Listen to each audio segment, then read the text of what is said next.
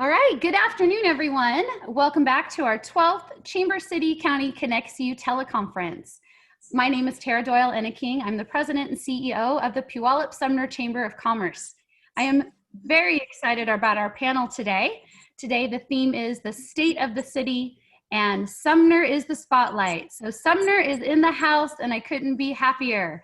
I'm really excited to talk to folks at City Hall, also the school district. We'll hear from Dillanos, the hotels, Sumner Rotary, just the gamut. So school district, city, all of you. I'm very, very excited. We're gonna hear updates from everyone. So also Suzanne Kipler from Sumner Promotion Downtown Association, also representing small business. So wanna hear what's going on with Simple Tidings with her as well.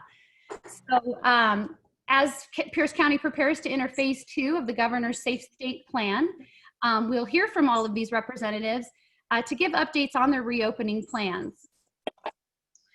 What I would like to mention now is what our format is, and hey, a lot of you have been on these calls before. We will first hear from each of our panelists, then we'll check in with our local leaders for any relevant updates, at which time we will open it up to questions for the panelists and our city, county, and state officials.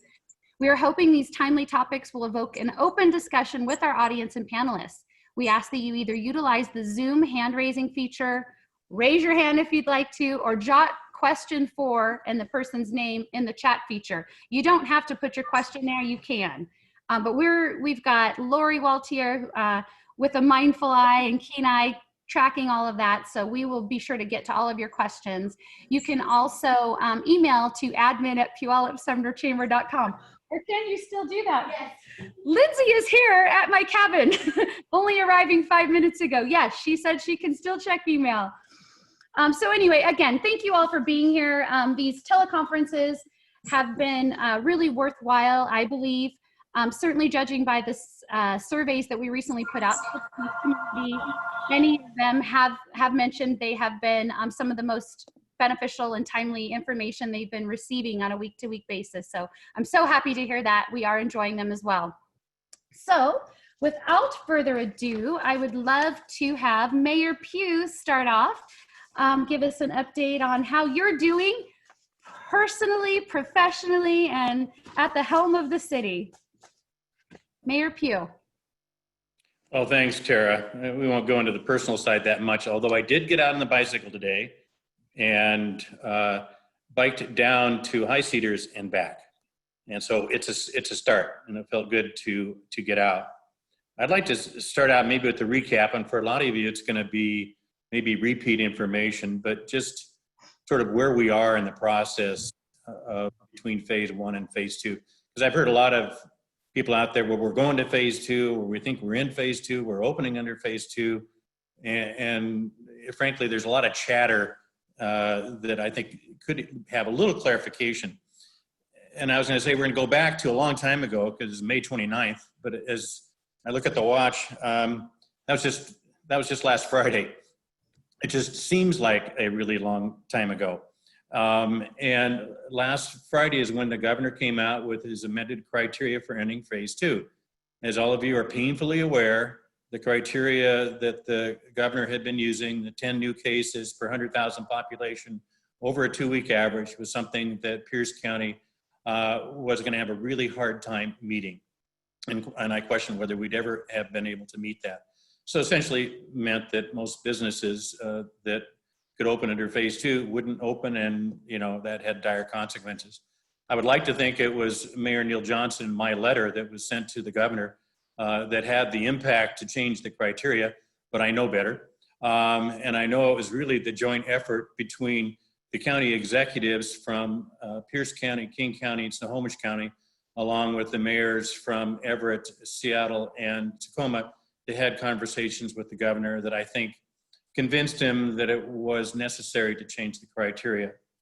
So what did they do? He changed the criteria, as I think you're all aware, to instead of 10, it's 25 new cases per 100,000 population over a 2-week average. And that's criteria that Pierce County can meet. King County can't, and they'll be going through a different process a modified change from phase one. But along with that, that criteria change was some additional criteria, and that's the ability to do contact tracing, masking by workers, and then encouraging customers to be masked. And that becomes actually effective June 8th. So a lot has happened since that May 29th, and I commend both the health department and the county council, because the health department, one of the requirements is they had to give approval of sending in the application. They did that on a Sunday meeting. And then on a Monday meeting, Pierce County also approved sending in the application. In the meantime, 2 more criteria are put out by the governor's office that the county has to meet. So the application that they had sort of put together to send in on Monday had to have additional work to address those 2 criteria, and it was submitted on Tuesday. Pierce County, I believe, and I'll state, don't quote me on this exactly, I think they meet 7 of the 10 criteria. It isn't absolutely necessary you meet all 10. They're close on the 3 remaining, and supported a lot of, and submitted a lot of supporting material justifying why we should go to phase 2. Right now it's being reviewed by the health department, state health department, and the Secretary of Health will come out with it. I don't have any idea as to how long that'll take. You know, whether it's going to be done by the end of this week, the beginning of next week, who knows? But I do know that they are actively working on it. But one thing to keep in mind is that this shifts the whole stay-at-home policy that he had in place to allow for more contact. Obviously, as you open up more businesses and have more activity, you have more contact, but you're trading it off with a requirement for masking, both, you know, a direct order that workers have to do that, but also volunteer on behalf of customers and the public. And you can look at that as, okay, you may believe in it, you may not. But the real thing from the business standpoint is that if our numbers go up, that is, if this doesn't work and people don't comply with the requirements, the numbers go up to above the 25 per 100,000 over 2-week average, is the governor does have the ability to rescind the phase 2 approval and essentially go backwards from the business standpoint and have significant impacts. So it just isn't a matter of do the right thing and keep our cases down and protect people that are in those critical categories like yours truly here from an age standpoint. But it goes to the fact that if we don't keep the numbers down, there could be impacts to us staying in phase 2. So that's it. That's a really high level thing in terms of what's happening at City Hall, because we still have a government to run and we have to do it virtually. Thank God the OPMA requirements got lifted and we can do regular business because we got a backlog. And there's going to be a lot of work that's going to have to be done virtually over the next few months, and Jason can speak to that. And then Ryan has been actively working with the business community, trying to, make people aware that open in Sumner. So when it does happen, and I'm really hopeful that we'll have phase 2 approved, that business can open and we can get people downtown and into those businesses. So that's it, Tara. Well, that's fantastic. And I think your point with we could slip back is one that I appreciate you mentioning, and I will echo. I know the city of Puyallup also is starting a campaign to really just caution first, show that we're all supportive of masks and we embrace it. And I think that's just the right approach. Better safe than sorry. And we certainly don't want to be the ones on the magnifying glass that, you know, our communities are the ones that we're looking at that we screwed up. So thank you for making that point. Okay, yeah, thank you very much. And hi, Sarah. We got to meet Sarah this morning on Wake Up. I see you're joining us again. How fantastic. Yeah, it's been a busy day. Great. All right, next, thank you again, Mayor Pugh. Next, we're going to hear from Jason Wilson, the City Administrator for the City of Sumner. Jason. Thank you, Tara. Just to kind of echo what the mayor was talking about, you know, we still are running a city here. We've been dealing with COVID now for about 3 months.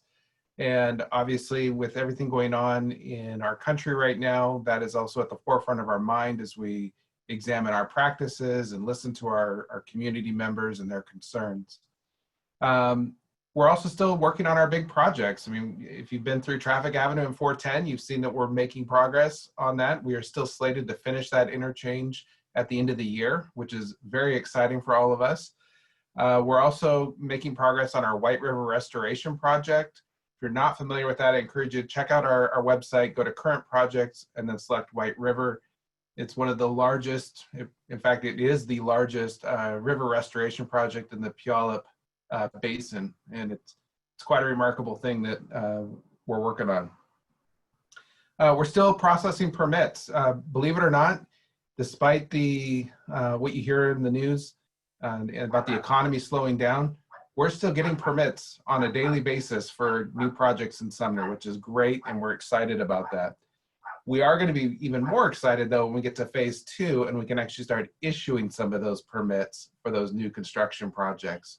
Because if you're not aware, we can't currently do that under the phase 1. They had to meet certain criteria of being existing. We've been working a lot on what does reopening look like. Under the governor's Safe Start program, government facilities cannot open until phase 3 to the public. Like many of you, our staff has been working from home for a little over 2 months now. So we're working on a plan to safely bring them back into the building during phase 2, and then eventually open to the public in phase 3. And once again, like the mayor said, we're excited that the OPMA restrictions got lifted. If you weren't aware, our council and all government entities have been severely limited as to what they can vote on, what they can take action on.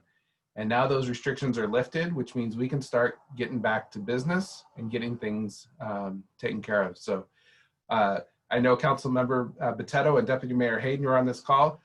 They've seen the agendas coming up. We have some very large agendas in the next couple months, as well as some very big topics that we'll be working on, including zoning code text amendment for asphalt batching, and we'll be starting our budget process.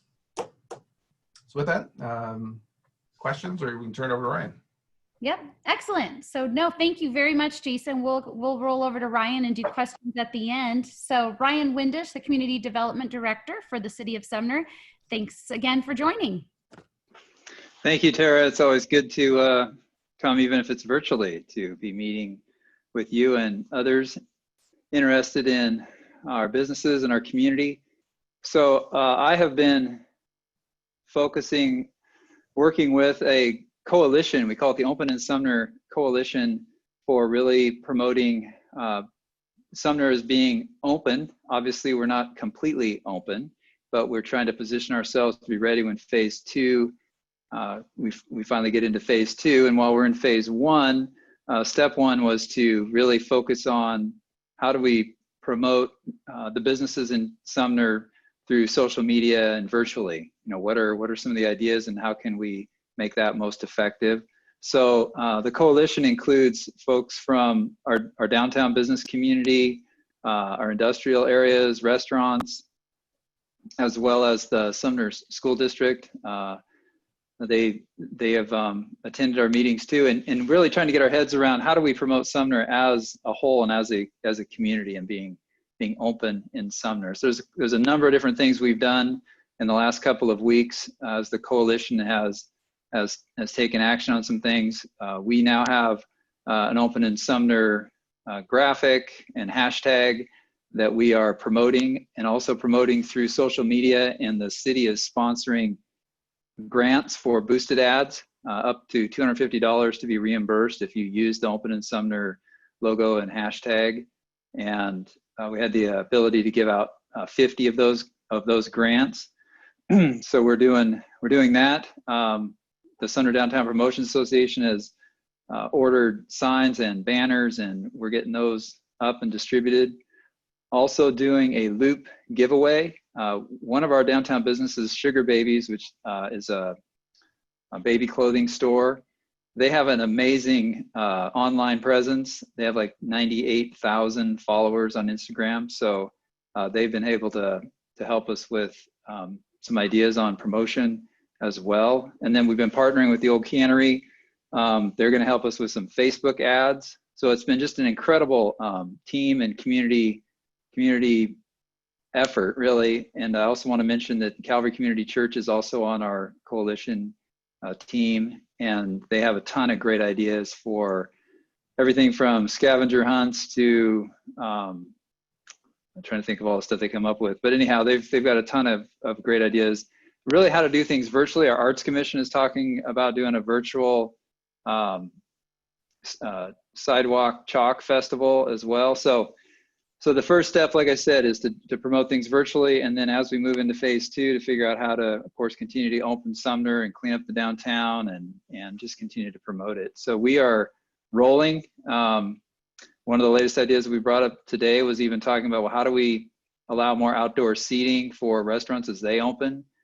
Could we be seating in on the sidewalk, of course, but even in the parking strip out in front of businesses? Can those be, shielded off and set up for tables and that kind of thing, and of course make it safe? So we're working on a lot of different ideas for opening Sumner. And then the third step I just want to throw in is really building resiliency in our business community. And a big part of that is being, I see as being online and having a presence online and a store online, so that if things go down physically, you're still able to get some kind of a revenue through an online store. So we are doing 8 weeks of social media training and webinars. So that's rolling out next week. Wednesday webinars at noon. So that's available on the Sumner's website as well to sign up for those. Sorry, I probably went on longer than I should, but we've got just a lot going on. It's pretty exciting. Always do. I love it. Of your restaurants, who has been open, or is there anyone who hasn't been able to open?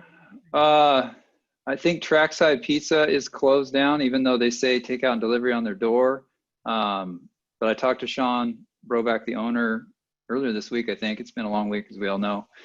And he was saying he's planning on, he's not moving out of Sumner. And as soon as phase 2 comes into place, he's going to be open. Okay. Others are doing takeout and delivery as that allows. Yeah, great. Well, fantastic. Yeah. If I could just add, on our website, we have an interactive dining guide that is showing which ones are currently open for takeout or delivery. Perfect. We try to keep track of that, but I wasn't aware of all of the Sumner businesses. I don't have as many contacts, so that's great. We'll reference that. Thank you. Well, great. So let's move next to our community engagement specialist of the City of Sumner, Miss Lana Hoover. Good afternoon. I think the mayor and Jason and Ryan covered most of it.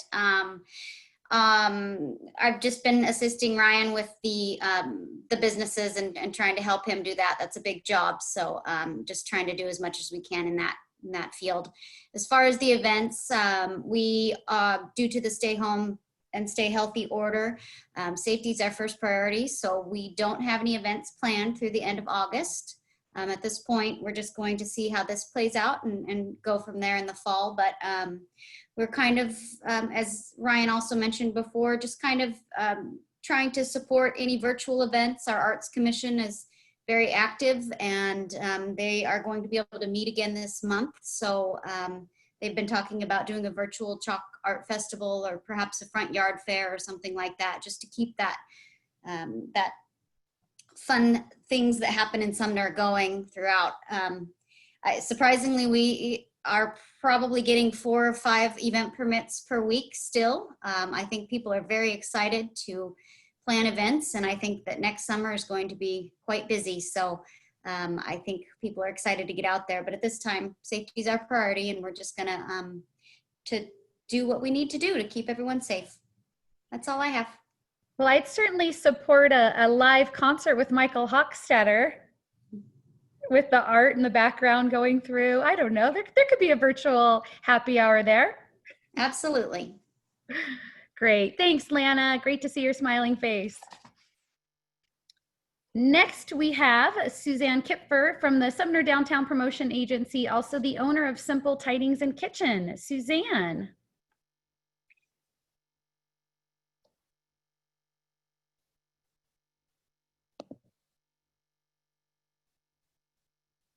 I'm not seeing her.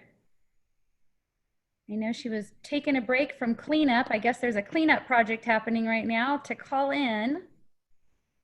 So we will see if she logs in, but I would love to put someone on the spot. I see a favorite person and a favorite name of mine who has somewhat of an iconic business in Sumner that I would be remiss not to call out. Mr. David Radcliffe, are you on the phone?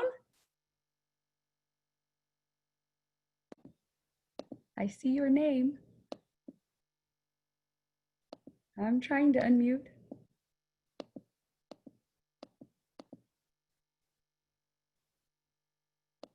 Oh, he's lucky. He got lucky I didn't get to unmute him. I'm trying though.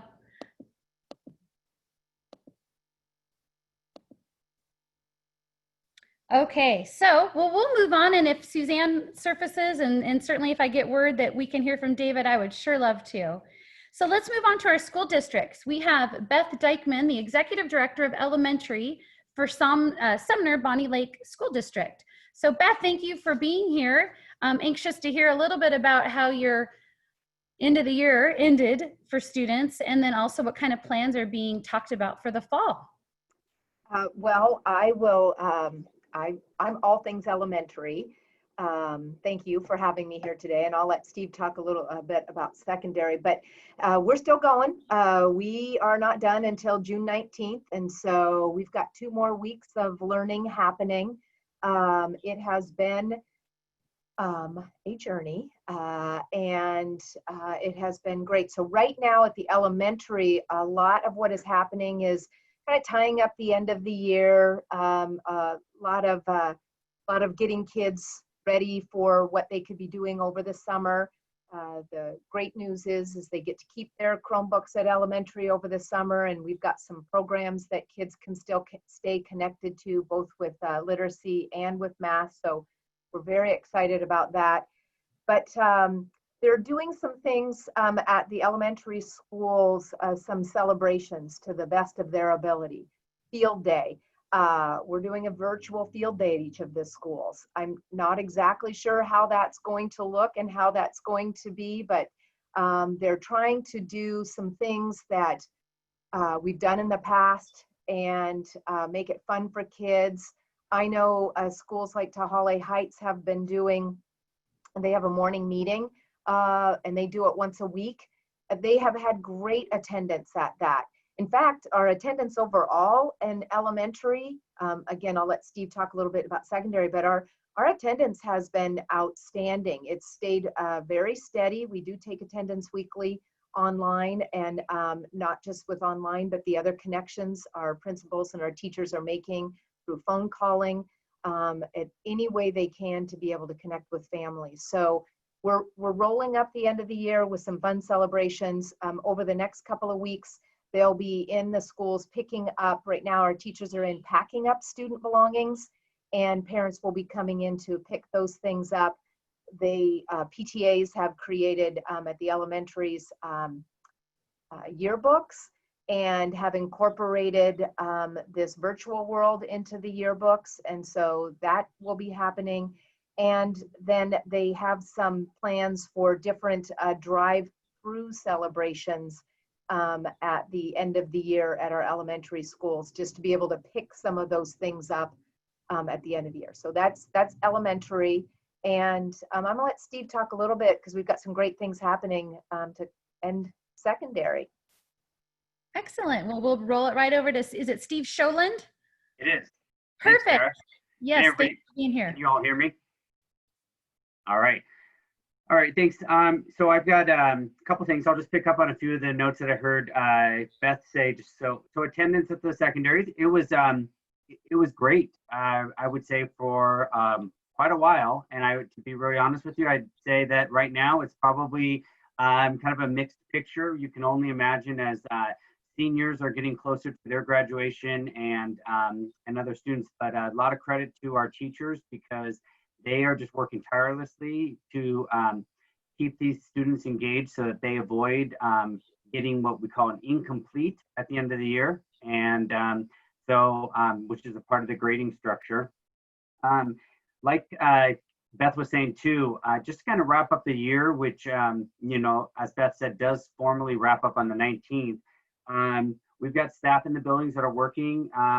March 13th, when the students and staff were told they needed to go home for 6 weeks, no one imagined that that was it. And so you can imagine what's in the lockers, in the classrooms. And so we're going to have, we've got plans at all the schools for students to come by, pick up their belongings, and kind of tie that into a little bit of a farewell, maybe let the students, you know, kind of see that school one more time.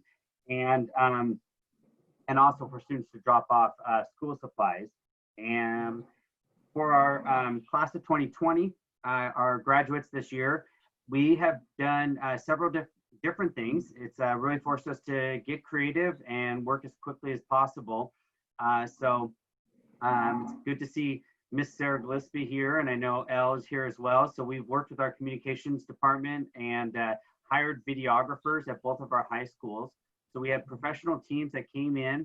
We gave each graduate, it's never going to be anything like, you know, the true graduation, but we got as close as we could in terms of allowing each graduate an opportunity to literally walk across the stage, be handed their diploma cover while having some family in attendance.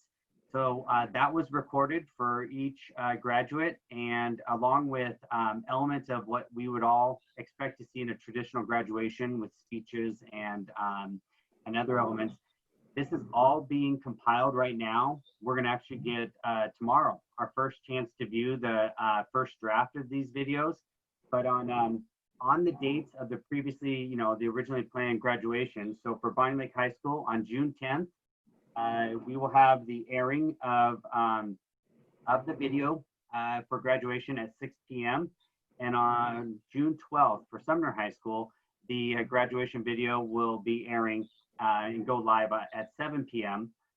Right now we have a website for our district with the links to these videos, which will obviously become active on those days at the time. The videos will be kept up for the summer. So if kids have family that's somewhere else and they want to come back at another date and view the graduation, they can do that. In terms of next year, I think, Tara, that was another thing you just wanted us to kind of touch on. In terms of next year, as you can imagine, there's a lot of work going on at the state level that then trickles down to us at the district level. And so right now, our Office of the Superintendent of Public Instruction has been convening a committee, and we expect to hear from them this next Monday. What we believe we're going to get are options and some guidance of how it will look to reopen schools.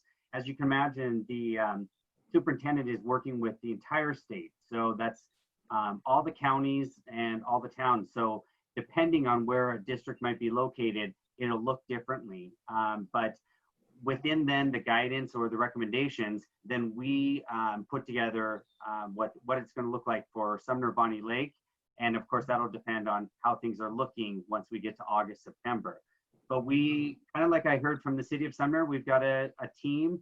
They've got, you know, an outline of what this reopening the schools would look like with leads on every department, from child nutrition to transportation to what the instruction could look like depending on the phase and the model. And I think, like Ryan, I feel like I've just gone on a little bit long here, so I don't know if there's any questions. You're fine. You're fine. We'll come back to questions for you. But real quick, I know I mentioned to Lori, I would give a shout out to the graduates from that community-based transition, that students, that they are also going to be seeking jobs and the types of jobs that are out there. She mentioned everything just from, you know, warehouse, grocery clerk, you know, what kinds of things would you recommend? And if we had a call to action of some of our business owners looking for help, what would you say would be a good fit for them right now? Well, I'll tell you that one of the young men, so we did 4 of the graduations yesterday, and one of the young men had an interview at, I think that it was Mod Pizza. I was thinking it was the pizza place down here, but yes, anywhere from any sort of food service, you know, Mod Pizza, working at Trackside, any of those types of things would be great. And they still will work with their partners. I can't remember exactly, Steve, you remember what they call them? The teacher partner that helps them with the job placement. I can't think of what the name of it is, but A type of mentor.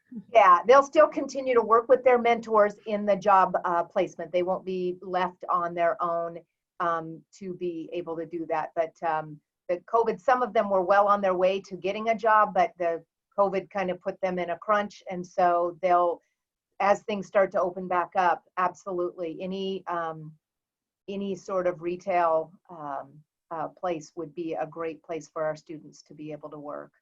And is that at age 21 also? It's not, okay, just to clarify for those who may not be familiar with that program. Yes, age 21. Okay, great. Tara, I saw Jean's question about we have staff that they're retiring after many years of service in the district. We've got staff that are leaving our district. And I think just this last Tuesday at our school board meeting, I maybe Elle could throw in if she remembers, but there are plans in place. Traditionally, what we would do is at our June board meeting, we would have a recognition for all of the staff. I know that there's some plans that are being put in place to recognize staff that are retiring as well. I just don't know all the specifics on that. It's on June 16th at our board meeting. They'll be recognizing them with a slide presentation. Nice. That's nice. Thanks for the question, Jean. Okay, well, let's move on then to Kim Straight, the general manager at Holiday Inn Express and Suites in Sumner. Kim? Thank you very much. I've been sitting here listening, and this is where we are. We're open. The mass majority of our clientele are truck drivers. Our industrial park over here is open. I can't wait till we start giving out more permits so we can build more of them so I can get more truckers in here. The other half of my clientele is actually leisure. It's people who have been staying at home and are sick of their four walls and want to come and stay at some other four walls. So we've been getting a lot of families coming down. Phase one for us means that we don't have our breakfast open, we don't have our pool open, we don't have our fitness center open, nor our business center. So our amenities building-wide are closed, but if you were to walk into our guest rooms, it is a guest room that you would expect to have. We have always used hotel level grade cleaning. We still are using it.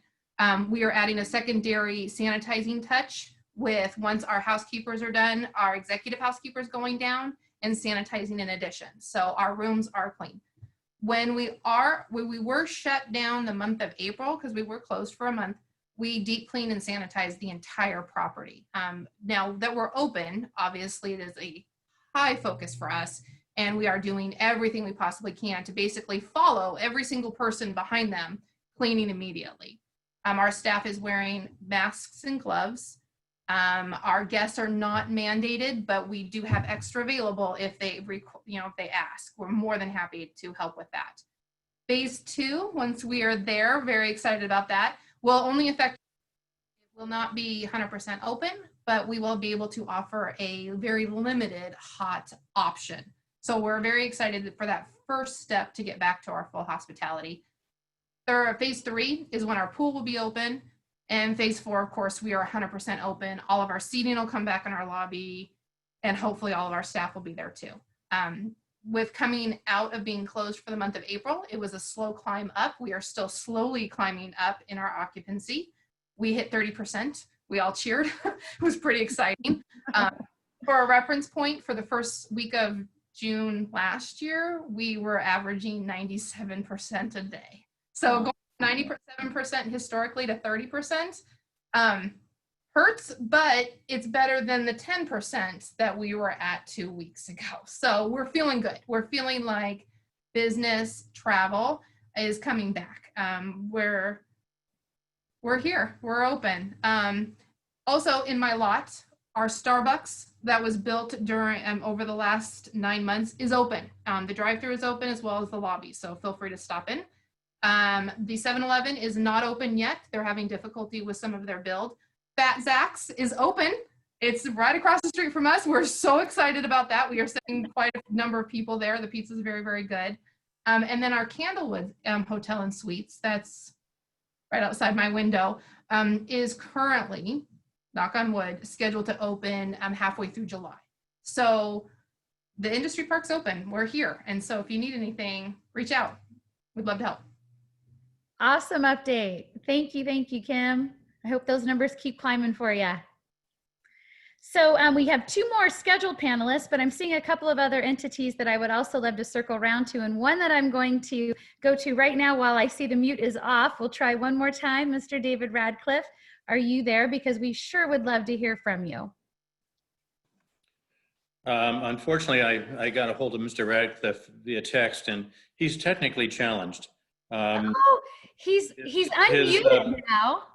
His computer doesn't have audio capabilities, and he was trying to, join the meeting of his computer and then use the phone. And I told him, you can't do it together, Mr. Radcliffe, one or the other. So anyway, All right. sends his apologies.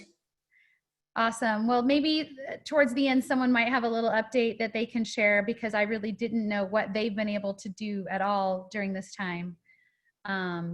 So we'll circle back to that. In the meantime, thank you, Mayor Pugh, for reaching out to him. I was going to grab my phone as well. So Mike Miller, fantastic Dillanos Coffee Roasters, great. He's the culture and community ambassador. We love your motto. Share everybody with what your mission motto is at Dillanos, and we'd love to hear an update from you. Mike Miller. Awesome. Thank you guys for having me here and giving us a chance to talk with all of you. Our mission is to help people make friends and have fun, and that's what we get to do every day. It's amazing. This is for us being deemed essential. We've been able to stay open. We pretty much we always have about a quarter of our staff working remotely. Anyway, when everything happened, we pretty much went down to about 50% capacity, or people working remotely, and 50% of the people staying here, keeping operations going. Working. We're hoping to open our lobby up for folks to come in and pick up their coffee on maybe Monday. If everything goes according to plan, we're just at the mercy of everything, just like all of you are. As far as like our numbers go, we're really blessed and fortunate that we've been able to increase our online presence and our retail side of things, while also supporting and taking care of our partners around the nation. It's been very interesting for me to see how different areas are doing and how different platforms are doing. So our drive-through businesses, our partners in the drive-through realm, have been doing record numbers, doing incredibly well throughout all of this, and continue to do well. And about a month ago, as people started to start to rethink their business models, and I believe Brian Reynolds was on a few weeks ago, kind of going over some of that, is you're seeing those cafes and sit downs pivot and come up with new interesting ways to still serve their communities while not being able to let people inside their cafes. So we have a team of business development reps that are helping folks with that pivoting, helping them with online presence, helping them with coming up with new creative ways to keep business flowing in, even though it might not be at the levels that they'd want it to be. We are seeing upticks across the nation, which is a really good sign for our partners. And so all in all, we're clipping along pretty okay. It's day by day, just like with everybody else, but we're doing pretty well. Yeah. Awesome. Well, we're glad to hear it. Yeah, coffee's kind of essential. Kind of essential, yeah. Yeah, so we're keeping that going. And like I said, our online presence has grown remarkably. So it's been really nice to see us be able to actually grow that portion of our business while still maintaining our core business model, which is wholesale coffee roasting. That's fantastic. Yeah. Thank you. Thank you. All right, so next we'll hear from Sam Suznevich, the president of the Sumner Rotary. Sam, great to see you, and thanks for being here very last minute.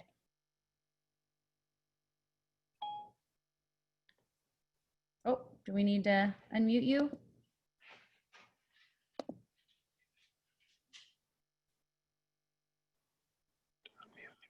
There you go. Hey, Tara. Hi. Yes, we got you.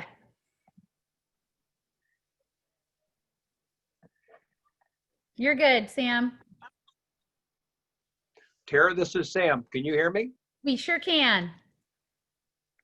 Go right ahead.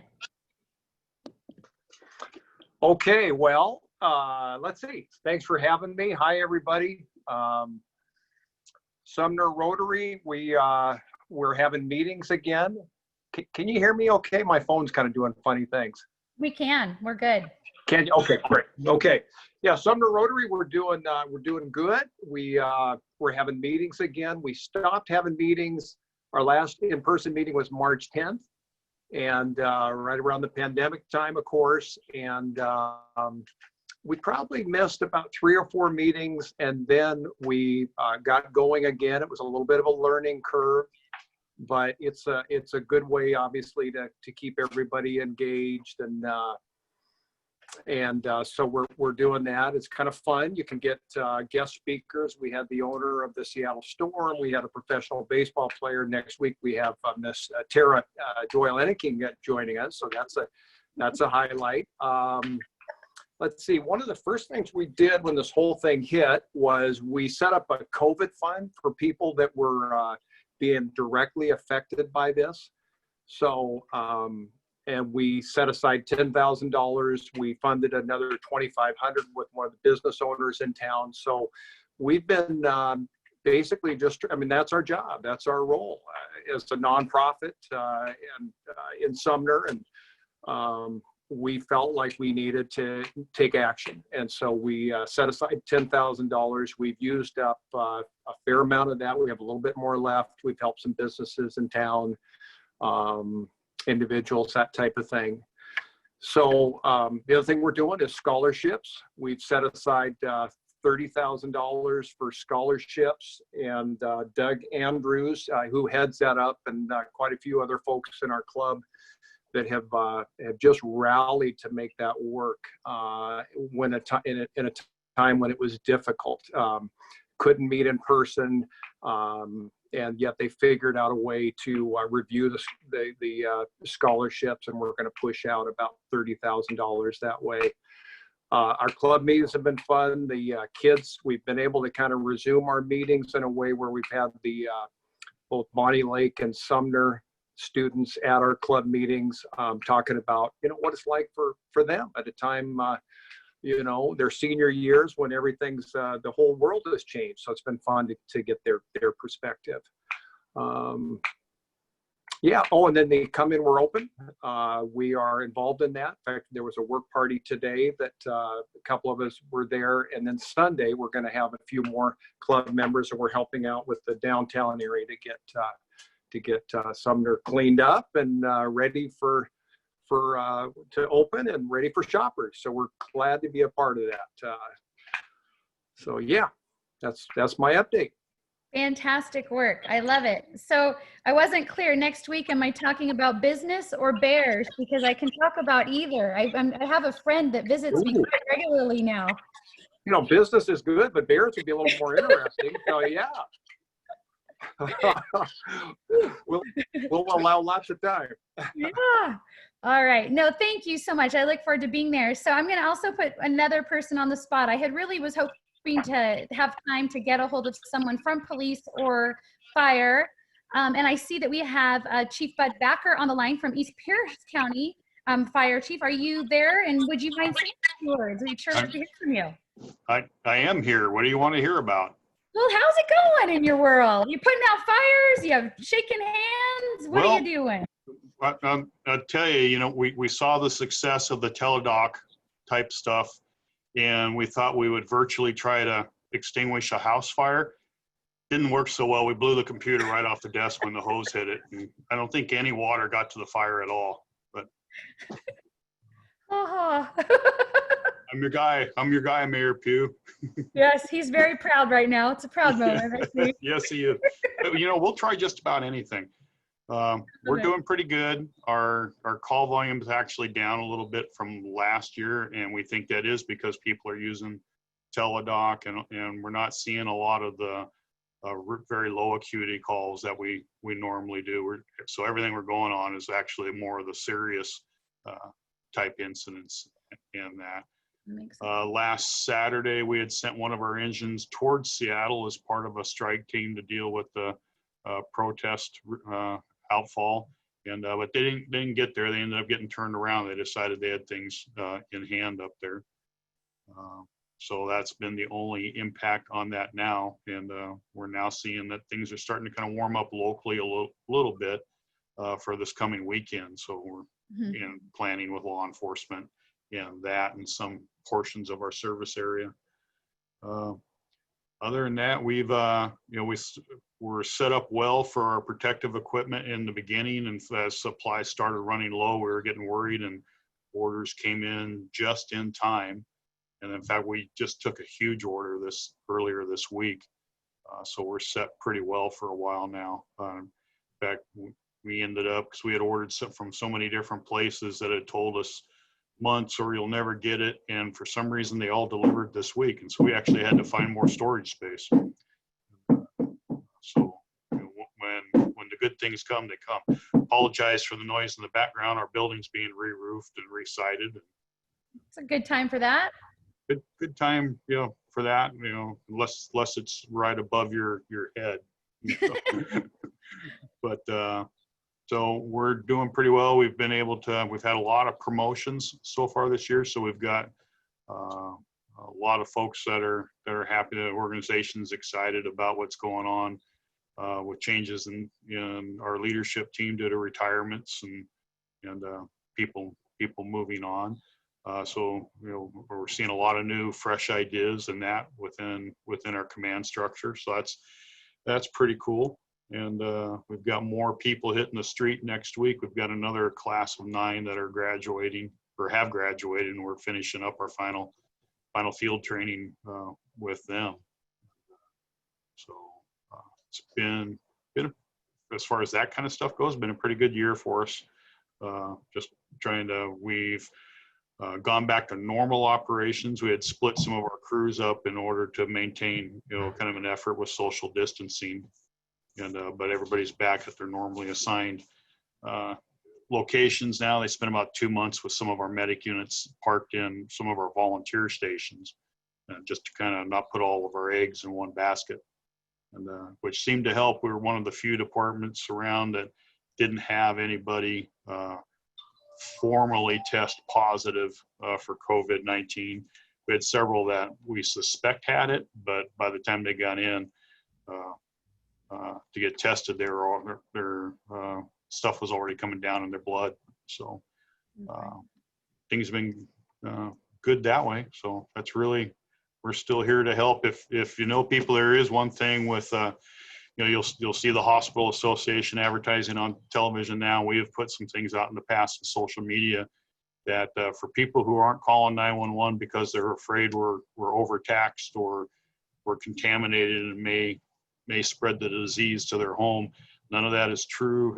If people are feeling ill, they need to call 911 and we'll come help them. Good message. Look at that in a pinch, how well you did. Yeah, I can always make things up, but as Mayor Pugh can attest, you never know what you're going to get. I think it fared pretty well today for you. Thank you very much. Thanks.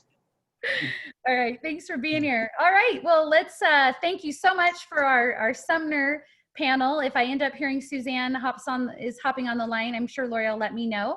But we do have some other officials that we like to check in with on these calls as well.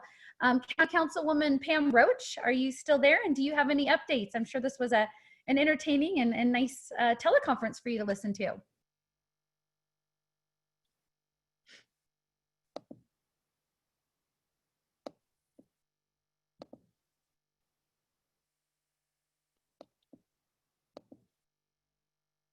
I'm not touching. You go. There we go. Can you hear me? We can. Thank you. Okay, great. I didn't know it said unmute. I unmuted a couple times. Well, first of all, again, I just can't say enough good things about our wonderful communities in this area and the take charge way of dealing with everything from the individual businesses to our larger community efforts, and it's really heartening. I appreciated the mayor's really good rundown of what we did this week on Tuesday in requesting the phase 2. So I'm just looking forward to some good things, hopefully. It's been very tough. If you watch the news, it's been tough all the way around. So it's time for some good things to happen, and this community is going to rebound in many ways. And thank you for asking me to say a few things. I'm just terribly appreciative of this community and all the great things, great people here. Thank you. Thank you. Great words. All right, and City Councilwoman Cyndy Jacobsen from City of Puyallup. We will have you and your panel on in a week, 2 weeks from now, but I always love that you're here to give updates. And I would say it was a fantastic City Council meeting last Tuesday. There's some good updates from that I hope we hear about. Yeah, it was really a good meeting. I think we're really working together. We're still working on our initiatives of having the buck stop with someone at the permit department. So we've had to reorganize, and we are asking for staff and anybody can input on this to prepare some things so Puyallup can be cool too, just like Sumner, and we can maybe have people eating out on the sidewalks, and maybe we can use some of our parking space because if people are going to have 50% occupancy in their restaurants, that's not going to always pay the bills. So if we could get them to, at least during COVID, maybe close even Meeker at a little spot, or, we're talking about all of that stuff. So that's all very good.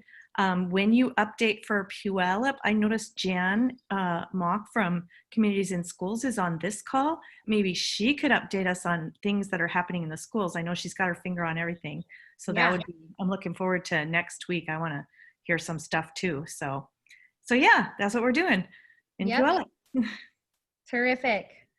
Thanks as always for being here. So Lori, I'll direct to you. Were there any questions that came through? I know some of them were getting answered along the way, or you went ahead and answered.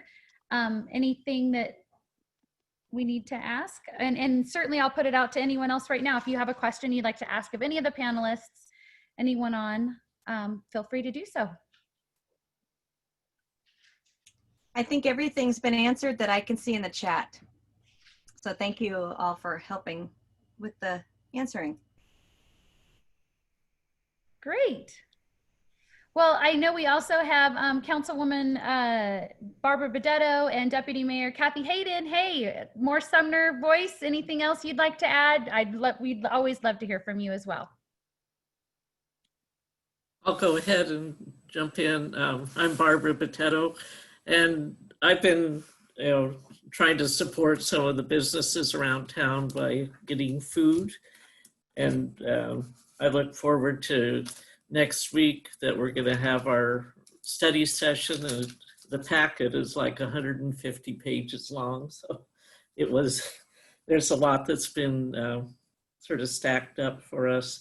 And then one of my main passions is the why. So I've been tuning in on the different Zoom meetings that they've had, and they're looking, trying to figure out a way to reopen when the time is right. And they'll probably open up in Hazelwood at the Silverdale Y in the next like 2 or 3 weeks. And, they're just trying to figure out how many staff to have come back and how to have members will probably have to schedule a time to come in, so that, it's not overpacked, and, the staff will be required to wear masks, but apparently the members, that's an alternate choice for them. So, but, just want to get our Y back open because that's a big part of our town. So, but that's about all I have. So thank you. Thank you. Deputy Mayor Kathy Hayden. Yeah, I don't really have anything. I've been a little disconnected, but I'm happy to get back in there, and I will, maybe next time I'll have something for you. Yeah. Well, again, just great to see your face. We miss you. Okay, wait a minute. Thank you. Let's face it. I mean, the Deputy Mayor wants us to get into phase 2 so you can get back to cutting hair. I mean, exactly. To the chase. That's a high priority. Exactly. I see a few haircuts on this call. If Kittitas County is in phase 2, which we are, does that mean you can come to me and do my hair? Probably not. Probably not. Okay. All righty, guys. Well, this was a really fun panel, and I loved seeing and hearing from all of you. And as usual, thank you so much for joining us. We look forward to next week. We will have Carrie Hurd, who is the regional director for the SBA, and she is here to decode the PPP for us. As we know, the Senate just signed off on some alterations to that, all for the good. And so hopefully by the time she's on next week, we'll have the president have also signed that and put that into place. But that always poses a lot of questions. So very fortuitous timing to have her. She'll also have the SBDC head director for the region as well. And we'll have Katie, or is it Kathy, Lori? Am I saying it wrong? From the Doty group, who kind of just will fill in all the holes on some of that resource. Katie. Okay. And then the following week, we will do the same kind of lineup, but with Puyallup. So I hope you all tune in for that as well. So thank you. Have a great evening, and we look forward to seeing you next week.